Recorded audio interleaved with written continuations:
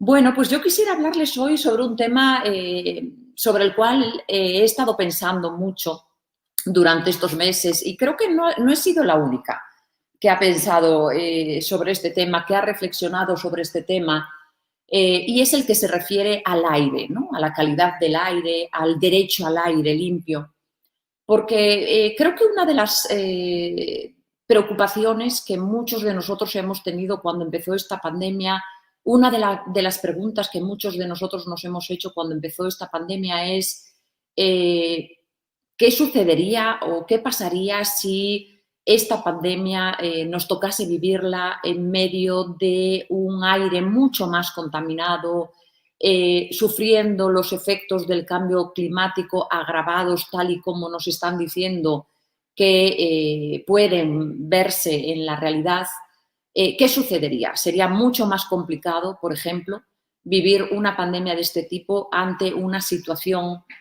climática y una situación de aire contaminado mucho peor de la que vivimos hoy. Y lamentablemente los científicos nos dicen que esto es muy posible. Es decir, que el cambio climático y una mala calidad del aire pueden afectar muy negativamente a situaciones sanitarias y desde luego pueden hacer que crisis sanitarias como la que lamentablemente estamos viviendo sean mucho más terribles. Aparte de que las enfermedades causadas por vectores también se multiplican en escenarios de cambio climático, en escenarios de un aire mucho más contaminado. Entonces, frente a esta realidad y frente a estas preocupaciones que creo que muchos de nosotros tenemos, me he planteado el hablar con ustedes hoy de este tema desde la perspectiva de los derechos humanos, es decir,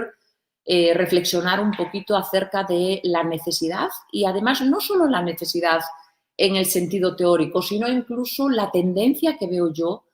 a que en poco tiempo podamos hablar ya de un nuevo derecho humano y es el derecho humano al aire limpio y a un clima estable o equilibrado.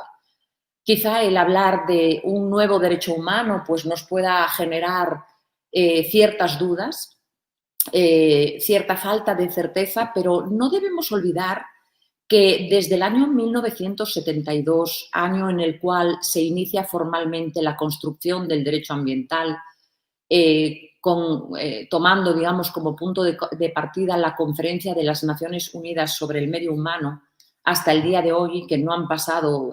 tantas décadas, desde 1972 hasta el año 2020, ya han surgido y se han afianzado dos derechos humanos relacionados con el medio ambiente. El primero de ellos, el derecho humano a un medio ambiente sano, perfectamente reconocido a día de hoy por la mayoría de los países, perfectamente instalado, perfectamente reconocido como un auténtico derecho humano. Y más recientemente, mucho más reciente y quizá incluso más sorprendente, el derecho humano al agua y al saneamiento.